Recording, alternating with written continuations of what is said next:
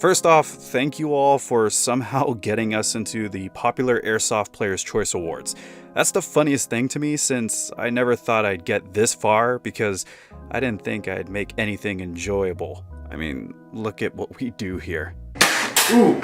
I'm in the running right now for the best video of 2022 and the best Airsoft channel of the year. Literally, I'm the kind of person that could have John DeMayan, Darren Seska, and the ghost of Joey Jordison try to teach me how to play drums, and they would just get so frustrated with me and quit, or just beat my ass out of frustration. So that's why I'm a little bit stoked. Also, a lot of people have been subscribing lately, and that stuff has been rushing us along to do even more videos. So thank y'all. I really do appreciate every new subscriber. 400,000 subscribers just might actually happen, so thank you all for that. But okay, this is gonna generate a whole bunch of angry comments, and I think that's gonna be pretty funny to read, so let's just do this. Negativity and toxicity can be found in pretty much every sport and hobby, but I'm not here to dish that kind of stuff out, unless they deserve it. I just got into collecting model cars, specifically 1/18 scale and larger models, and to think people try gatekeeping new collectors over that is pretty hilarious to me. I'm not going to start listing specific YouTubers or general types of Airsofters like beginners or MilSim players or speedsofters or anything like that. I literally couldn't care less how you play Airsoft as long as you're following the rules and you're not being a jerk, and neither should you. We are literally playing hide and go seek with toy guns, and yet people get so bothered by someone else playing a way that they don't mess with, regardless of who that person is. They could be the cleanest player ever to exist. They could get every hit with one shot, never cheat once, is nice to everyone at the staging area, but because they speedsoft, they get bashed. And the comments you'll see over these players are pure coping material. They wouldn't get hits if they played like this or like that, or if they slowed down, or if they didn't have f***ing working eyeballs. Basically, you're saying that these players wouldn't be doing so well if they played just like you. He's overshooting, he's cheating, just play paintball, blah blah blah, no one cares. Really, just be a decent human being and you've accomplished everything. But there's still a bunch of players that I can't stand, and some that I really think we could just throw out of the game and we'd be a lot better off. So just hear me out. These are just 7 types of Airsofters that I hate. Now, there's a lot of awesome people in the hobby, so don't let this video discourage you at all, because these people barely exist, but you'll see them once in a while. And I really mean that. I can go on for days about awesome, talented players and enthusiasts that make this hobby so great. And I've been playing for like 8 years, and I hardly ever see these types of players I'm about to talk about. But when I do, I just lose a bit of hope for humanity. So hear this, I'm not trying to keep anyone away from the game of Airsoft. But these types of players... And that goes out for all the obvious choices for this list, people that knowingly cheat, thieves, and people that go out to purely hurt people. These are like the 4chan basement dwellers that wish they could be moderators on Reddit. These are the kind of people that run into Airsoft games just to really hurt kids, but would fold in half if anyone tried to challenge them of their own age or older. Trust me, they would never try that kind of stuff again if that kind of thing happened, or if they tried this sort of stuff at a paintball game. But let's be honest, if they did and someone filmed it, then the reactions on that video would be priceless. Luckily, even if you're hated because you shred everyone at your local field, or because you have anything anime on your loadout, you know what I mean. Evike.com has everything you could need to get your loadout back on track. That's right, we're actually officially sponsored by Evike.com. So use our link in the description or in the pinned comment to get anything you need today. I'm trying to see if we can throw a giveaway for anyone who's used our link so far, so now's your chance to use that link or to share it around to friends who are about to put in an order with Evike. A lot of people have been using that link, which is why I want to do the giveaway. So keep an eye out for the video announcement. But if you haven't already, then click our link, get yourself to Evike.com, and get anything you need. Or else I'm sending McThompson to your house. And he's horny. But let's start off light in this rant video because a lot of us do this. Some a lot worse than others. We all know that one person who always flakes the night before you're supposed to go out to a game or to an event. Even worse when they just ghost you altogether after saying how much they want to go with you. These are the kind of people that might have actually played with you at a field every weekend, but now just always have a reason to ditch you. Or friends that just say they want to try Airsoft for the first time, just to ignore all your phone calls and messages after they agreed to go with you in the morning. This used to happen all the time for me, and still kinda does. I have like 4 friends that have entire loadouts and good replicas, and they talk about how much they want to go play Airsoft again, but once I start packing up my car, they message me with stuff like, "Sorry bro, I just woke up, I'll go next week." Or they'll just turn their phones off. Then the rest of the week, they'll tell you just how much they wanted to go play. You are wasting my time. But I can't say that because I'm the jerk if I do, even though they're the ones that always flake on me. Luckily, I haven't had any friends that flaked out if we all agreed to go to a big weekend-long event, but I know it happens to pretty much everyone at these types of games. I would be absolutely pissed if that ever happened to me and their excuse was nothing short of "I got both my legs blown off." I am not going to wait outside of your house because you forgot to set an alarm that night. Just meet me at the field, or just stop saying that you want to go play Airsoft because you clearly don't. And another type of player who needs a little hate are the irresponsible players who borrow gear. If you don't know what I'm talking about, then imagine if I asked you if I could borrow like a $400 plus gun for a weekend skirmish or just one single game. Maybe it has a good optic or a paint job on it, and then I bring it back to you looking like it's been through 4 tours of Afghanistan. Like, what the f even happened here? For me personally, I've had a couple of my replicas covered in mud, I've had optics mounts fall apart and never recovered on the field from the person that was using it, and I've had so many different magazines just disappear and they act like nothing ever happened. Like it's not their responsibility to be nice to my gear. And you can't tell me it's because you play hard.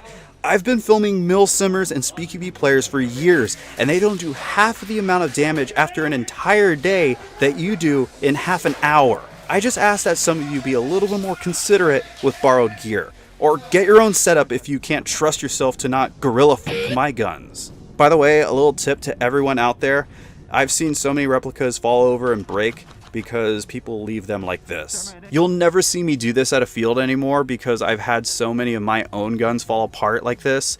So just lay them down or just make it damn near impossible for it to fall over, like prop it up against a corner or something. Number 5. The dude that never shuts up at the game briefing or even go to the game briefing. These kind of people will always come up with some excuse as to why they didn't go to the game briefing, but they'll ask so many questions about what the hell is even supposed to be happening during that game. This is such a pet peeve of mine, and I thought pretty much everyone else's, but there's always arguments on both sides for these kinds of people. Like, why are you even trying to protect them? I don't mind if you know how the game is played already, like you're a longtime player at the field, or if you have a friend at the briefing that's going to relay the information to his friends. As long as they know what they're doing, then I don't care. The people who just outright ignore the game briefing, then go around asking questions over and over are absolutely freaking annoying. And it's infinitely worse at big MilSim events. And I will bet money that they'll break a rule or two because they assumed they knew what to do.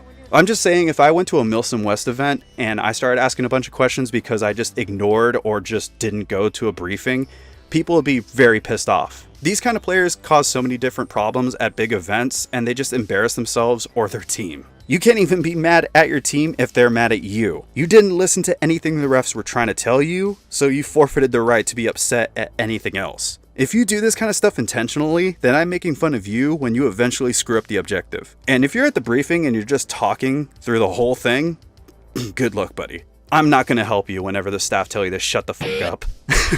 Number 4. Rage quitters. Congratulations, because if you do this, then you've won the biggest bitch of the day award. You can go ahead and storm out the field and pack your things and leave. I'm not going to stop you. I'm going to make fun of you. Especially if these are the kind of people that kicked your ass. And I don't mean when people get mad at cheating players or terrible staff. That's totally different. I mean people who get outplayed, then just flip out. These are the kind of people that will come up with a million excuses and reasons as to why other players didn't hit them legitimately. It kind of reminds me of the people on Facebook or wherever who try to comment stuff like this under all Call of Duty highlight videos. No matter how old you are, rage quitting at an Airsoft game makes you look like such a wimp, and you're not doing anything but making yourself look like a clown. I'm not going to get mad or pout all day like you are because you left the game. For all I care, the game just got a whole lot better because you're gone now. I can understand if you get heated, Everyone gets a little mad, especially in a game like this. You find me a single person that's been playing Airsoft for like a couple years and tell me that they've never been mad even if they just kept it all in, and I'll point you a liar. I would just say step out of a game if you need to chill, before you go shouting stuff across the field and embarrassing yourself. The secondhand embarrassment that some of these rage quitters give off is too much. And YouTubers are going to rightfully milk that kind of stuff if they get it on camera. How would it make you feel if I was filming an Airsoft game and then I hit you from far away and you were so mad that you started throwing stuff, flipping me the bird or whatever, and I made that into a video and it broke 1 million views? That would mean that I made at least $1,000 off that single video because you wanted to be a bitch. And I'll never understand some of these players who will spend $15, $25, or $45 to play a weekend game, God forbid even more for a big event, just to leave an hour into the day because they got clapped. And I know a lot of people in the comments right now have a story to tell about a rage quitter. At the very least, whenever they leave, they can't ruin anyone else's good time, unlike the third spot holder. And this goes out to the "they're not calling their hits, so I won't either" guy. Wow, you learned the one cool trick that will revolutionize every Airsoft game ever. Someone give this man the fucking Medal of Honor. This is the most damaging type of cheater that I've ever faced. And if they're on my squad and I know they're doing this, then I will friendly fire them whenever they can't see me over and over again until they leave. I have done this a couple times before.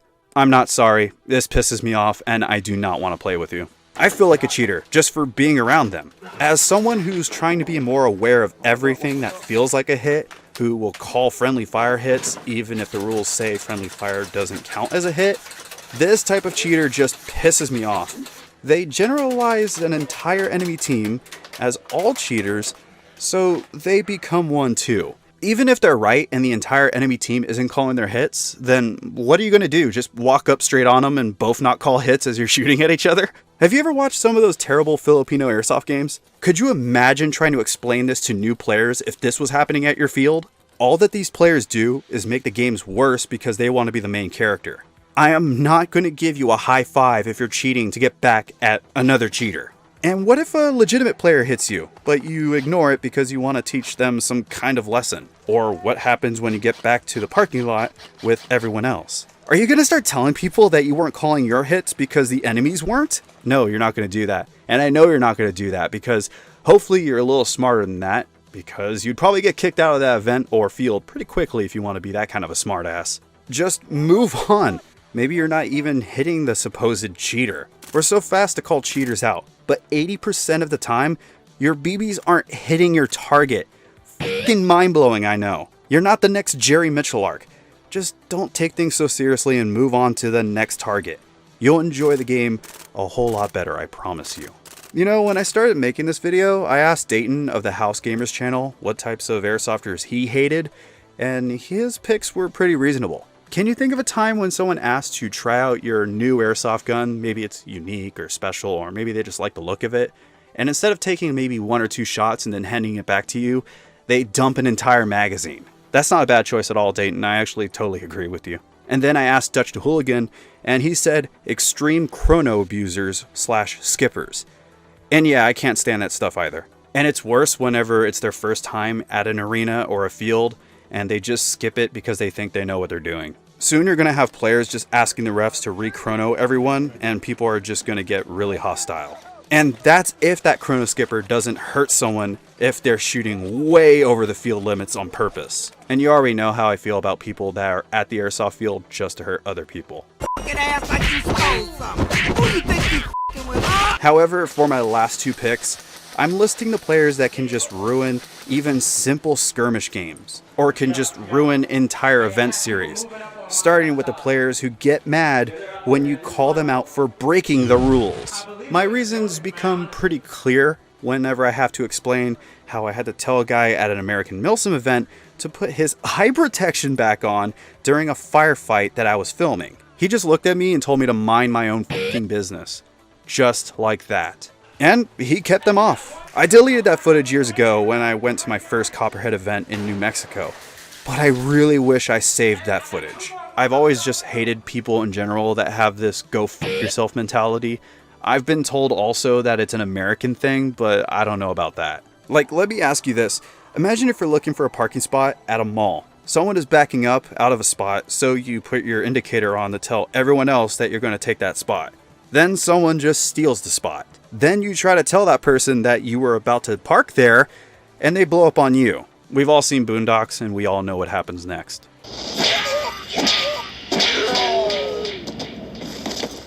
Oh yeah! Look at you! You was popping all that good shit a second ago, then you got kicked in your chest! You can say that this is common rude behavior, or say that people only react like this to me because I'm so small. But I shouldn't need to summon the fucking soul of Stinkmeaner to get people to follow basic rules. Next time someone tries to tell me to shut up or mind my own business when I'm simply trying to fix a small issue, I'm gonna post that footage. I don't care anymore. Screw you. I don't care if you don't want it in a video on YouTube, and no, you don't become the victim because you got put on blast. But honestly, this could be just a personal rant because I'm very petty about this. Number one will make more sense, because it's the type of player that we can all agree needs to be prohibited, permabanned wherever they pop up. My most hated type of airsofter is the destructive player. I'm not talking about anything accidental. I'm talking about the people who purposely shoot out lights, break doors in because they think they're freaking Arnold Schwarzenegger, but are more like present-day Steven Seagal, and the people who break windows and more. Just like when I was in the skateboarding community, these are the people that destroy spots that we sometimes never get the chance to go back to. I would even lump in the people who still use pyro even if they're told not to at events. And if you don't understand why, do you remember Conquest of Avalon? If not, it was an event that was held at a beautiful Renaissance Festival fairgrounds.